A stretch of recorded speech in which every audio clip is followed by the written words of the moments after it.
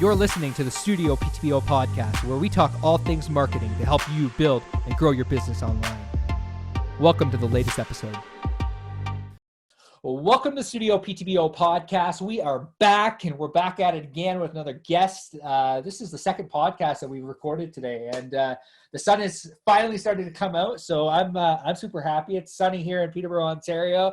Neil Morton, how are you doing today? I told you, this is such a better spot in the studio for you to be doing podcasts. You know, you have some natural light coming in from the window. How you doing, my man? What's happening? I'm excellent. It just feels weird to be out of our podcast studio. So I feel like I should be taping in our studio, but it just doesn't look as good over Zoom without all the lights, camera, action happening. But Cody, I moved down here with the sheepdogs. So the sheepdogs are my best friend. I should start tagging them on posts now. You should. Beautiful day here in Peterborough, Ontario. And today we have a special guest from Belleville, Ontario, which is very near us, probably an hour down the road. Depending on how fast you're driving. Josh Edwards is on the show today. Josh, welcome to the show. Thank you for having me. Yeah, this is great. So Josh runs an agency in Belleville, and it's called OSM. And Josh, do you want to give us a little bit of the backstory of the agency, how long it's been around? I know you purchased it a couple of years ago. Just walk us through what you do, what you specialize in, and a little bit of the backstory. Yeah. So we're, essentially a one-stop agency. We help business owners gain visibility, exposure, leads with online solutions. So everything from e-commerce to paid media, creative, hosting, development, design, you name it, and pretty much anything I think outside of an app we can essentially do. So it's been a fun ride so far. The agency itself has been around since '97. Wow. I think it incorporated in 2003, and it's gone through 3 owners to date. I am the third. It was started by a gentleman in his 20s, and I myself am in my 20s. I'm 26. So I bought the company in November 2018 from the last owner, Dave Lawrence, who is still working with us, by the way, doing some incredible project management, helping with strategy, things of that nature. And it's been a fun ride so far. Like I really have been enjoying entrepreneurship, connecting with other entrepreneurs in the area, outside of the area, and just looking to kind of make impact in the community, help businesses grow.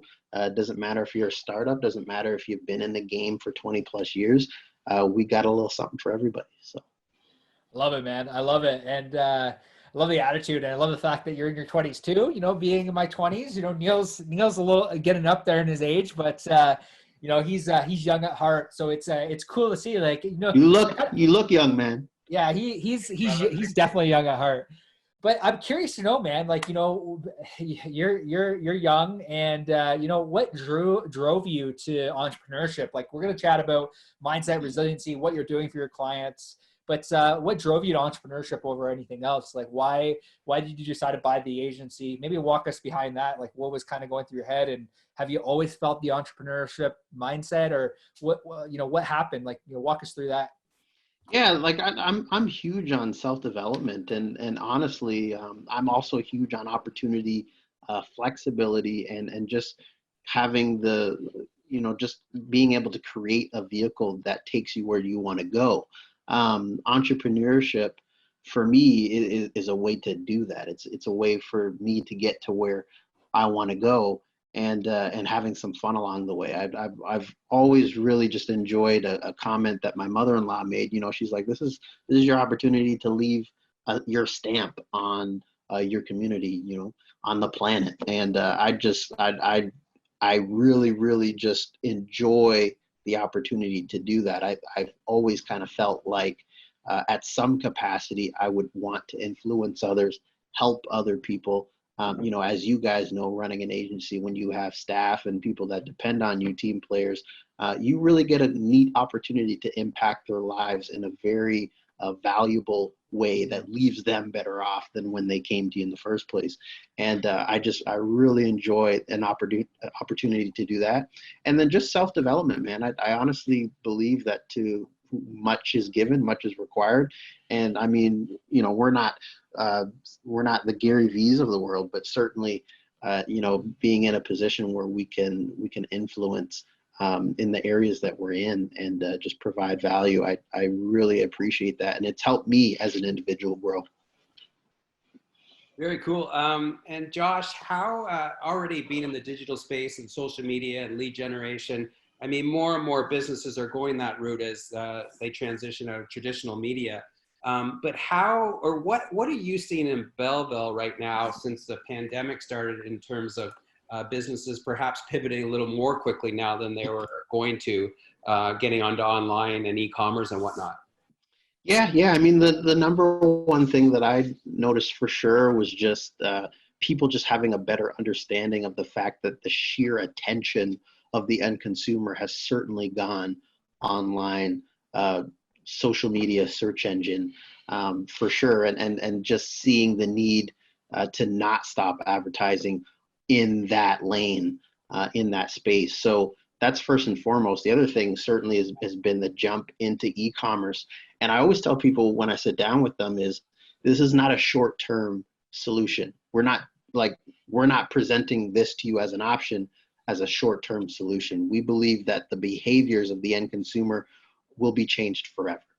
And we believe that this is an opportunity to take advantage of the fact that now we have some, momentum, maybe some reasoning, logical for the client, obviously, to move in that direction. But I always try to assure them and say, this is not a short-term investment. This is a long-term investment, and this is going to help your business for many years to come.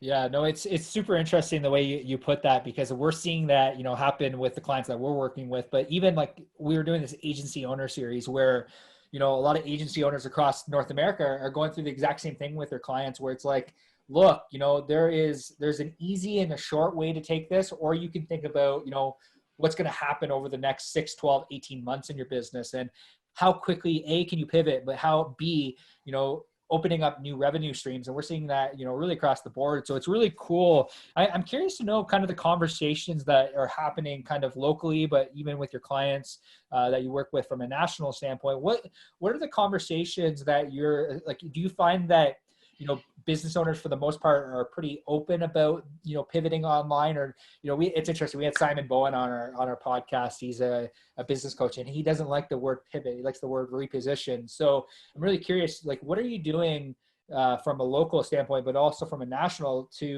are you finding that, you're having to convince people, or are people just generally understanding that they need to reposition and have an online offer? What's happening kind of on the ground there? Yeah, great question, Cody. No, it's a mixture of both for sure. Like there's certainly a group of people that just get it, and they thought, you know what, I was already looking to make this investment in the future. Now I have to make it now, and that's okay.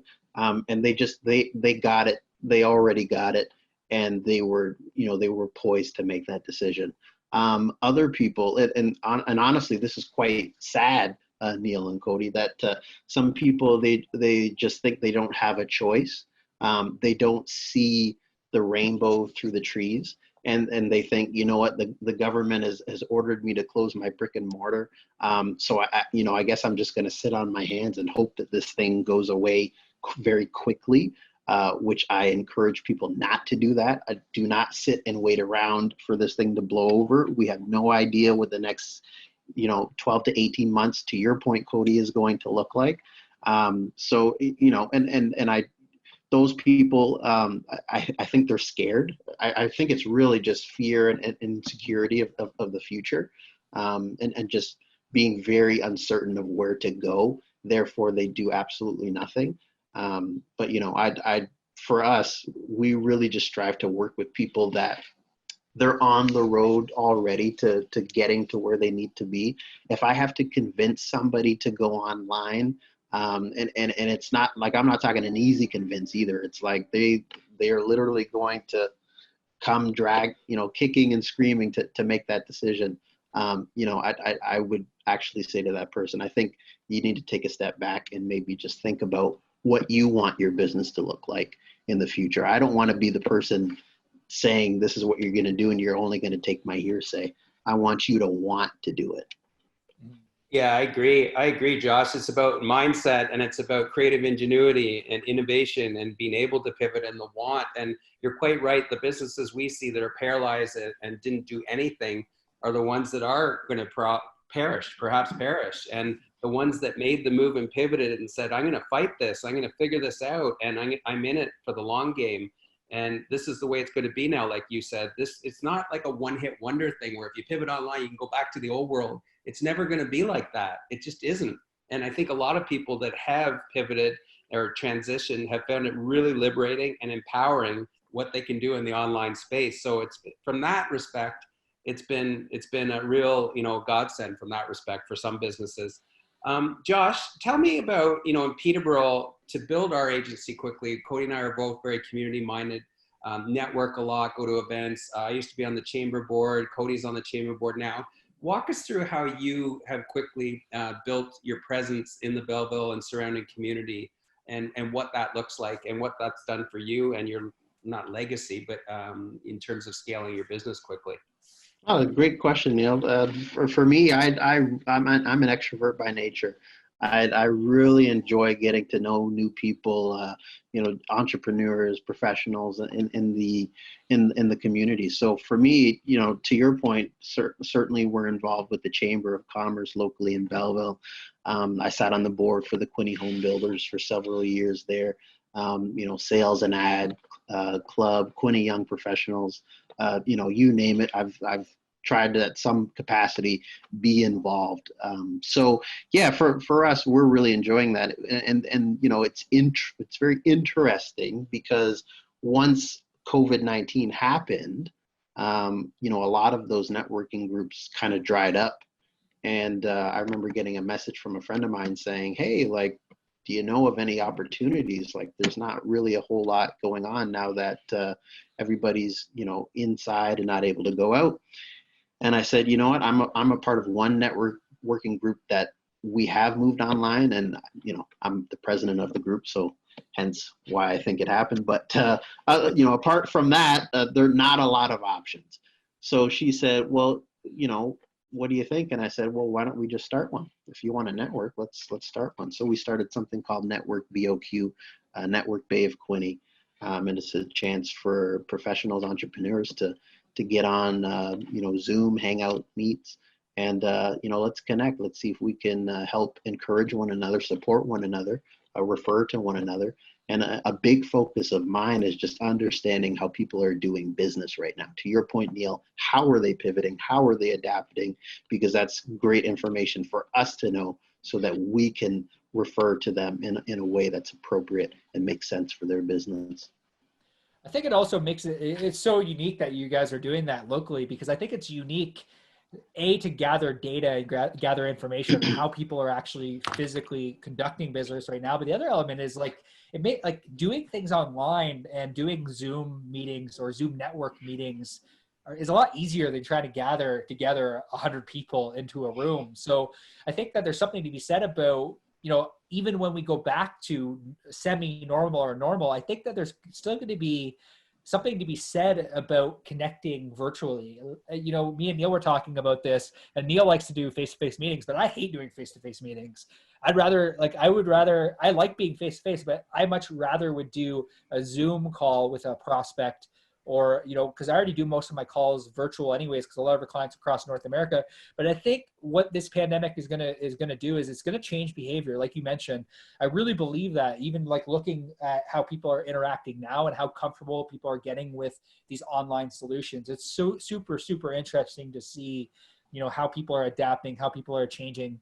I'm really curious, Josh, when it comes to mindset and resiliency. You know, we had a financial planner on our podcast earlier today, and he chatted a lot about how he puts almost guardrails up around his mindset. I'm really curious to know how you, like, when this whole thing happened, how you essentially led your team through uncertain times is my first portion of my question. And the second is like, what are you doing on a consistent daily basis in order to ensure that your mindset is good so that you can give back to your team, but also give back to your community? Like you mentioned, you're on a lot of boards and you serve a lot. Like what did you do? Like walk me through that process and even what you're doing today.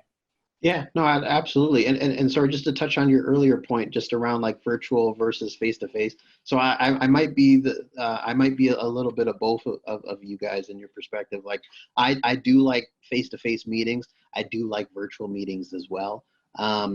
If I have to choose between going to Toronto to meet a client and jumping on a Zoom call or a Hangouts call, I'm probably going to choose Hangouts or Zoom. Yeah.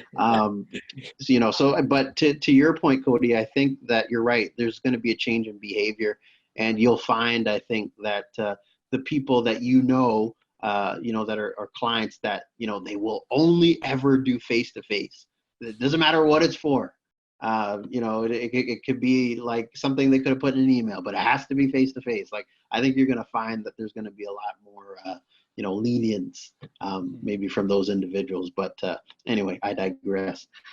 To your other point, your other question, that the biggest thing for me when this whole thing happened was just kind of letting our team members know immediately that nobody was going to be laid off. You just never know what people are thinking. You never know what the expectation is when things seem to, go wrong. It just gives a lot of space for people to come up with their own interpretation of what's going to happen next. So I wanted to, just dead all of that and just say, hey, I'm here, we're going to stick together as a team. Nobody's going to be laid off at this time. We're going to all work really, really hard to, maximize on what is going on. I said, the last thing I want to play is defense while this is happening. I want to go straight offense on everything that we do. And that's how we have to move going forward. So that was kind of the one thing. And B, I mean, like, I'm not ashamed to say that I am a faith driven man. I do have a relationship with Jesus Christ, and you know what, man, he gives me a peace, and I know I don't really have to worry about anything that's out of my control. There's nothing, there's no point really in worrying about that at all. It's never done me any good. So why am I going to start now? So, I think just coupled with having that piece, and then just knowing that, listen, like, okay, what can I control? And then let's make decisions that will, affect things in a positive way. But I'm always on the side of optimism. And at the same time, like, I honestly do believe that most of us, especially people in Canada, don't even know the half of like how brutal this virus has been for so many, like, across borders. Like, I don't even think we can begin to understand the devastation of what this has brought on for people. We'll never know, maybe. But having that said, like, just the mindset that I've had is just gratitude and just without trying to, sound like I'm copying Gary Vee or anything. That's truly where it comes from. It's just, I'm just thankful for my family, the people that I have in my life. Those people are healthy. Those people are good. And, being home and being able to slow down, it's almost kind of been a way to reset, the things that you thought were important, the things that you were caught up in, like, it really kind of just allows you to take a step back and say, look at what's in front of you, like your family or whoever it is, and just say, hey man, like, I'm blessed, like, and just be thankful. So. Yeah, Neil, like there's something to be said. Like, I just want to hop in here really quick, Neil. There's something to be said about that, like the commonalities coming up behind the people that are like really blazing a path forward and becoming trailblazers and leading their teams across multiple sectors, agency owners, financial planners, accountants, like everyone that we've had on the podcast over the last 2 months has been like, gratitude, guys. Like, look at things like glass half full, not glass half empty. And we've been chatting about that for a while. So it's really cool to see you echo and to see multiple people echo that same sentiment about this is how you lead people forward. This is how you take on the role model mindset. So it's really cool to kind of see you echo everything that other people have said in the past podcast. Yeah, no, yeah, I mean, it's, I think, synergies, people that kind of, there's a synergy there. And I think you probably have done a really good job of recognizing those synergies when you ask them to come on your show, which is, very brilliant from your standpoint. But yeah, no, I'm just thankful, man. It's a good time to be grateful for the ones that we have, the loved ones that we have, and let's move forward and see how we can support one another. I love the idea, by the way, of agencies interviewing agencies. I've thought about that for quite some time with some local agencies in our backyard, and I like. A lot of, I think, in the last 10 years, there's a lot of talk about competition and like, oh, we don't talk to those people, and, like that whole thing. But honestly, man, like I'm just here to support people, like, and I'm new, like I'm like going on 2 years in, and I'm hungry, man. So I love it. Yeah. For us, collaboration was a game changer. And just being open to new relationships and trying new people on the show that otherwise you'd think would be in silos and like, I'm not going to touch them. But for us, it's just opened up incredible new laneways to go in. I have to ask you, Josh, you had said, I watched one of your YouTube videos this morning. You had said just as you got out of debt sort of from material things, you went into debt again, but from a more practical standpoint. Walk us through that as an entrepreneur, because that's really interesting to me, that video. I thought it was really honest of you and authentic to say what you were sort of walking away from in terms of, I guess, bad debt and now going into good debt with this owning an agency. Yeah, no, thanks for bringing that up. I honestly love this conversation because it was like a point in my life where I really felt like I had a renewed mindset just around, like, again, priorities. And it was a moment where I sat with my wife. We looked at our expenses and it was like, our expenses exceed our income. Like, what's going on here? And this was like going back 4 years now. And then from there, we decided we downsized. We sold our house, paid off our vehicles, moved to a mobile home for 12 months. Some of the best days of my life, man, like just not owing anybody a dime for anything, like no mortgage, nothing. And, now we have our son who's going to be 10 months shortly. And so we've moved into another house, but it was right after we paid everything off and we were sitting nice for like 5 months or so when the previous owner came to me and said, hey, like, I'm ready to sell. Like, are you in it? And, the obvious answer was yes. And people, they said like, oh, you must be excited. Like, this is great. And I know it had to happen to get to where I want to go. Was it bittersweet? Yes, because I had no debt. And then I had to go back into debt to buy the business. Is it good debt? Sure. I mean, it's like, to me, it's just, again, something I want to pay off as quickly as possible. And to maybe your financial person that was on, like, it's all about just having a budget and making sure that becomes a priority to get rid of that. Because, by the time I'm 35, I want to have no debt and still have the business and still have my house. And, you have to work towards that. But, yeah, no, I think you just have to, the other thing too, and this is so critical, I think, for anybody, and you'll really feel it now that people have been out of work, is emergency funds, man. Like, not enough people have a real emergency fund. And I'm so glad I got put on to Dave Ramsey, who's like a guru in the financial space in America. And he was, talking about like, 3 to 6 months worth of expenses, like, in your bank account. And I followed his model, like, to the letter.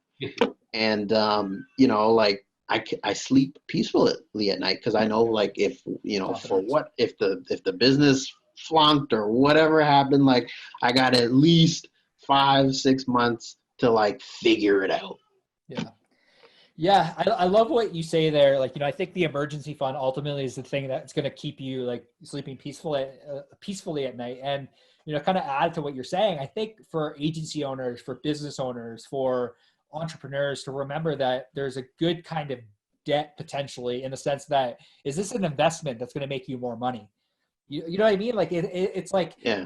we've invested in a countless amount of coaches and countless amount of business coaches and other entrepreneurs, in order to, and going to events and reinvesting into personal development. Like those are investments that are going to 10x that original investment. Like the money that you put into your business now, hopefully, if you run everything well, is going to 10x over the course of a 10-year window. So I like what you say about good debts and bad debts, because I really think, and like this comes back to our good friend Bob Govro, and you can echo this sentiment, Neil, just about the idea that the thing that will make you your largest investment, that will make you your largest return, is most often your business. Your business generates the greatest ROI, or the greatest return on your investment. So it's really cool to kind of hear you echo that. And again, we finding ways to be nimble as a team, I think, is something, that we have kind of worked on over the last couple of years. So I'm curious to know, Josh, what, in regards to managing day-to-day expenses, what advice would you have to an entrepreneur, a business owner, an agency owner, to kind of help them manage those expenses, from a business standpoint, but even running an agency? What would you say to those people? Yeah, I mean, first and foremost, I would sit down, if you don't have any experience really in accounting or anything like that, like I didn't, I would highly recommend you sit down with somebody that knows the ins and outs. Pick their brain, get them to, if you're comfortable, look at your finances. Bookkeeper, business coach is great for that, by the way. And just having them, give feedback on what suggestions they would have. Ultimately, it's going to be your decision on how you want that budget to look like, what you're going to spend on what yearly. But you have to first understand, what those numbers mean, how that works, and how you can then control it, how you can then make decisions that will affect how those dollars are spent, and how much you're saving, etc. I think every business should have an emergency fund of its own. I strongly believe that. I think the reason why some businesses have gone out of business within the first month, the first month or two right now, and you're seeing it all over, it's because that emergency fund was not in place. Mm-hmm. So, it's a hard lesson to learn. But I highly encourage anybody, have some sort of emergency fund, not only in your personal life, but in your business life, set aside for a rainy day. You never know what's going to come down the pipe, and you got to be ready. I mean, I've had to hire somebody during this pandemic, and we're about to hire again, just because of different things that have come up, and opportunities and things of that nature. So you never know what's going to happen. Well, that's awesome. I think you have, again, great perspective on life. You share our ethos and sensibility, and about mindset and empowerment and positivity, and seeing rose-colored glasses, if you will. But it really, I think your staff looks to you to be a leader during this time, right? And not just to be full of grief and sadness, and you have to empower them and empower those around you. So I think I have no doubt with your mental fortitude that you're going to continue to crush it with your agency. So I'm really grateful that you came on with us today, and it was a pleasure to meet you. What type of things are you guys doing quickly? Like what are you finding is helping in your agency at this point, like keeping team members motivated, things of that nature? Great question. We implemented a daily huddle. So every morning at 10 a.m. on Zoom, we hop on a daily huddle. The entire team talks about what we worked on yesterday, what we're working on today. Are there any roadblocks, any red lights? And we just kind of continue on a daily basis, connecting with each other, making sure, obviously Slack is a huge thing that we use as well. It keeps us connected through this time. Just finding different tools and mechanisms and project management softwares.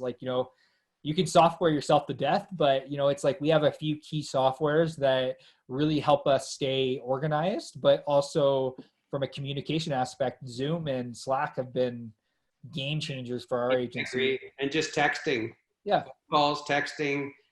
We try and make sure that our staff's okay, because a lot of them are, you know, mental health is a big barrier right now for some people going through this, being in isolation for so long. So just regular check, Josh, probably much like you do. Just how are you today? What can I do for you? And so we're finding that we're probably more closely bonded than we were when we were even in a physical office. I know. Yeah, it's super interesting. Like the daily huddles that we're doing, again, like we originally wanted to do that when we were in office, just never got around to it. And then, yeah, it'll be interesting to see when we go back to this. I don't think we'll get rid of daily huddles. We're so used to them. We have them down to the point now that they just, you know, again, it's super interesting that in moments of adversity, you can find opportunities. And I think that, you know, we found some opportunities through this, and it sounds like you found some opportunities through this as well. So it's been really cool. It's been really enlightening.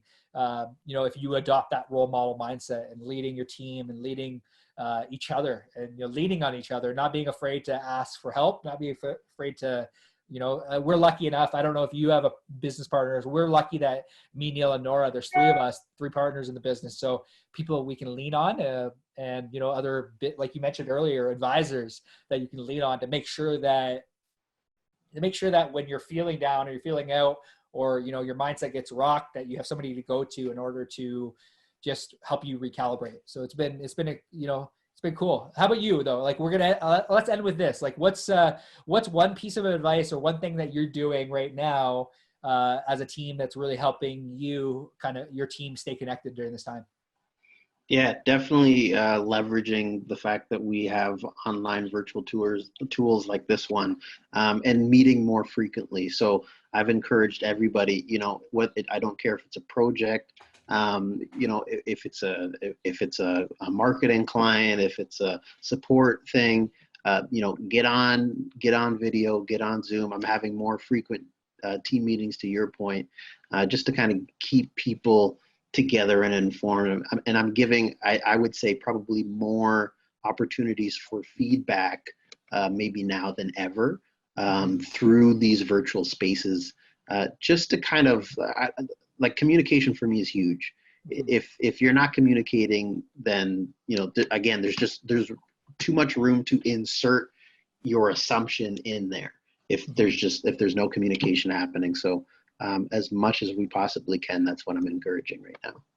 I love it, man. I really appreciate your time. I know Neil does as well. I'll echo Neil's sentiment for him. But yeah, really appreciate your time, man. Really appreciate you taking time out of your day just to talk to us about mindset, ingenuity, creativity, and just what your team is doing down in Belleville, or up in Belleville, I guess. Kind of up, yeah, not down. But I really appreciate your time, and I thank you for listening to the StudioPTBO podcast. If you're an entrepreneur, you're a business owner that is looking to grow your or scale your business in the online space, we have a free StudioPTBO marketing hacks group. We're going live weekly, Tuesday, 11 a.m. Eastern Standard Time, just to provide contextualized free business advice and marketing advice to business owners. It'll be in the comment section below. Again, Josh, really appreciate your time. Really appreciate your time again, Neil. Thank you so much for hopping on the show today. And thank you for tuning into the StudioPTBO podcast. We will see you soon.